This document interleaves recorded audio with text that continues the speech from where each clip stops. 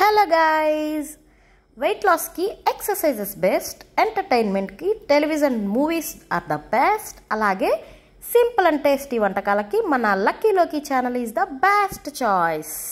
Welcome back to our channel Lucky లోకి ఛానల్కు స్వాగతం సుస్వాగతం. ఇవాళ నేను మీ అందరి కోసం ఇంకొక కొత్త రకమైన వెరైటీ స్నాక్ అని చెప్పచ్చు, టిఫిన్ అని చెప్పచ్చు అండి. రెండింటి కింద తినేయచ్చు అనమాట.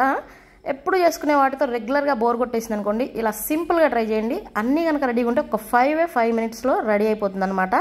జస్ట్ కొన్ని మరమరాలు, కొన్ని పల్లీలు, ఒక ఉల్లిపాయతో ఈ డిష్ చేసేయచ్చు అనమాట. లైక్, షేర్, సబ్స్క్రైబ్, పక్కనున్న గంట కొట్టడం మర్చిపోకండి.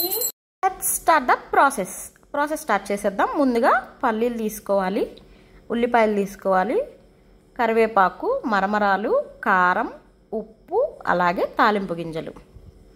ఇవేనమాట మన ఇంగ్రీడియంట్స్. కొంచెం జీలకర్ర తాలింపు గింజల్లో ఉంటే ఓకే, లేదంటే విడిగా కొంచెం తీసుకోండి. ఇవేనండి ఇంగ్రీడియంట్స్. చాలా సింపుల్గా అయిపోతుంది అనమాట.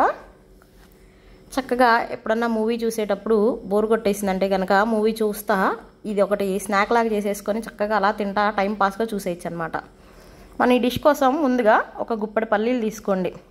పల్లీలు తీసుకొని వాటిని నూనె లేకుండా బాండీ కానీ ప్యాన్ కానీ తీసుకొని దోరగా చక్కగా చిన్న సెగ మీద ఇలా వేయించుకొని వాటిని పక్కన పెట్టేసుకోవాలన్నమాట. అవి బాగా చల్లారనివ్వాలి. చల్లారాక అప్పుడు వాటిని మిక్సీ పట్టుకోవాలి పొడిగా. ఇందులో డ్రై పేస్ట్ వేసుకోవాలండి. పేస్ట్ లాగా వేసుకోవద్దు. పౌడర్గా పేస్ట్ వేసుకోవాలి.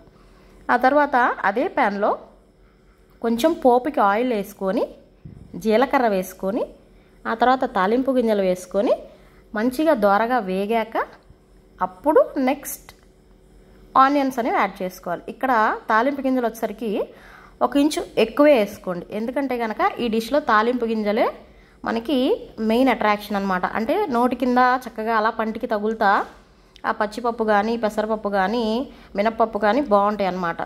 సో అలా జాస్తిగా మంచిగా సరిపడా వేసుకొని తాలింపు గింజలు అవి వేగాక కోసి పక్కన పెట్టుకున్న ఆనియన్, కరివేపాకు యాడ్ చేసుకోండి. అవి వేగుతూ ఉన్నప్పుడు ఇంకొక పక్కన ఈ చల్లారిన పల్లీలు ఉంటాయి కదా, వీటిని డ్రై పౌడర్ వేసుకోండి అనమాట. అంటే వాటర్ అనేది ఎక్కడ యాడ్ చేయకుండా పేస్ట్ వేసుకోండి. ఇంకో పక్క మరమరాల్ని వాటర్లో ఇలా డిప్ చేయండి. జస్ట్ ఒక 2 to 3 మినిట్స్.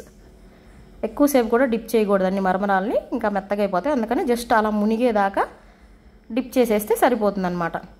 సో ఈ రెండు చేసేలోపు ఇక్కడ మన ఆనియన్స్ అనేవి వేగిపోతాయి అన్నమాట. చూడండి మంచిగా గోల్డెన్ బ్రౌన్కి వచ్చేసినాయి ఆనియన్స్. జనరల్గా మరమరాలతో పోహా అని చెప్పి టమాటా వేసి, పల్లీలు వేసి, అల్లం వెల్లుల్లి పేస్ట్ వేసి, ఉల్లిపాయలు వేసి ఇలా చేస్తారు కదా, అలా కాకుండా ఇది కొంచెం డిఫరెంట్గా ట్రై చేశానండి నేను. ఇలాగా ఆనియన్స్ వేగాక దోరగా చక్కగా కొంచెం అంటే కొంచెం ఒక పించ్ సాల్ట్, కొంచెం కారం, అలాగే మనం పల్లీ పౌడర్ని వేసి పెట్టుకున్నాం కదా మిక్సీలో, ఆ పల్లీ పౌడర్ వేసుకోవాలి. డ్రై పల్లీ పౌడర్ వేసుకోవాలన్నమాట. అలా 3 వేసేసుకున్న తర్వాత ఆనియన్స్లో అలా తిప్పేసేసుకోండి. సాల్ట్ అనేది చాలా అంటే చాలా తక్కువ వేసుకోండి. ఎందుకంటే కనుక వెంటనే ఎక్కువైపోయినట్టు ఉంటుంది అనమాట. మీరు 1/2 స్పూన్ వేసినా ఎక్కువ అవుతుంది. క్వాంటిటీని బట్టి చూసుకొని కొంచెమే వేసుకోండి. మీకు తగ్గింది అనుకుంటే కనుక తర్వాత కొంచెం ఫైనల్లో యాడ్ ఆన్ చేసుకోవచ్చు. ఆ 3 వేసిన తర్వాత ఇలా వాటర్లో డిప్ చేసి పెట్టుకున్న మరమరాలు కూడా పిండి అప్పుడు బాండీలో వేసుకోండి. పిండకుండా ఆపాటే వేయొద్దండి. గుప్పెటతో కనుక మనం ఇడ్లీ రవ్వని ఎలా పిండుతామో అలా పిండి మరమరాలని అప్పుడు యాడ్ చేసుకోండి. అప్పుడు ఏంటంటే కనుక వాటర్ అనేవి యాడ్ అవ్వకుండా కొంచెం చక్కగా ఆ తడి మరమరాల వరకు అలా సరిపోయిద్ది అనమాట. అలా యాడ్ ఆన్ చేసుకున్న తర్వాత అలా తిప్పేసుకోండి ఒకసారి. అప్పుడు ఏంటంటే కనుక ఆనియన్స్కున్న పల్లీ పౌడర్, ఉప్పు, కారం అవన్నీ కలుస్తుంది. ఫైనల్లో ఇప్పుడు ఇలాగా ఒకసారి టేస్ట్ చూసుకొని ఉప్పు, కారం, పౌడర్ అనేది సరిపోయిందా లేదా అని చెప్పి, సరిపోకపోతే ఇంకొంచెం ఇలా జస్ట్ ఒక పించ్ అంటే పించ్ యాడ్ చేసుకోండి. ఎక్కువ అయితే వద్దు.